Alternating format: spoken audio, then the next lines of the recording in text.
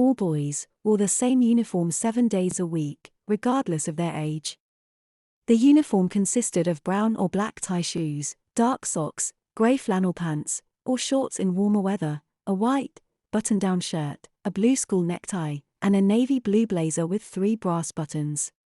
Normally, all 3 buttons were unbuttoned when the jacket was worn. This allowed the school to add a little humiliation to its system of punishment by what was known as button boys. Button boys were those who had been caught in some mischief and sentenced to a spanking or to a work detail if they were in the upper school. Depending on the severity of the offense, the guilty culprit had to button 1 or more of their 3 brass buttons and keep them buttoned for a 24-hour period. Any button boy caught with a punishment button unbuttoned was immediately sentenced to 3 buttons. This system of button boys gave the school administrators a quiet yet highly effective way of publicly marking any boys due for punishment. Since older boys had to do work details, buttons weren't a big problem. Some older boys even used them as badges of honor. But for boys in the lower school and older boys whose parents requested that spankings be continued as a method of discipline, it was highly embarrassing to walk around campus all day with 1 or more of one's shiny brass buttons secured in the buttonhole. Even 100 yards away, it was immediately apparent to all if someone's blue blazer was buttoned up.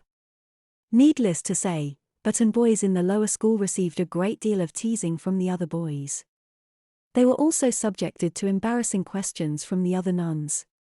Buttons were assigned as follows.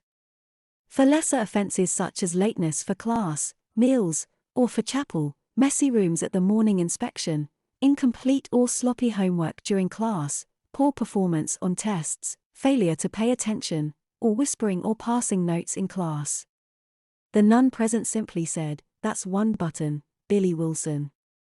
Or Samuel Johnson, "You may fasten a button up for that little stunt." The name of the guilty party and the nature of the offense would also be noted in a little black notebook.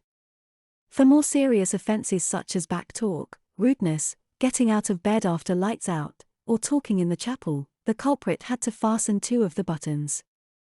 And for the most serious misbehavior such as swearing, fighting, lying, cheating, smoking, masturbating, or possession of contraband like daily magazines, alcohol, cigarettes, or transistor radios, the unfortunate boy was assigned 3 or more buttons. Since the jackets only had 3 buttons in front, offenses that merited more than 3 were simply carried over to the next day. In theory, there was no limit on the number of buttons one could earn in a single day, though few boys had ever earned more than 5. For younger boys, 1 and 2 button offenses were handled by the boys' floor mistress after dinner in the privacy of her apartment. Older boys were assigned work detail in the afternoon instead of sports.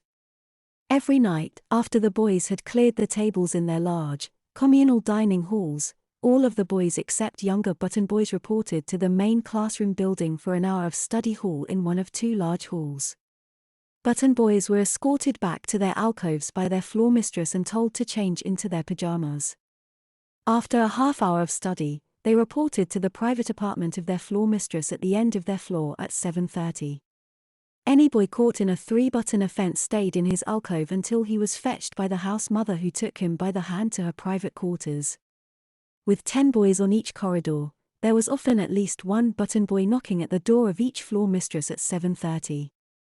And with 40 boys in each of the dormitories, the dorm mothers had a 3-button offense 2 or 3 times a week.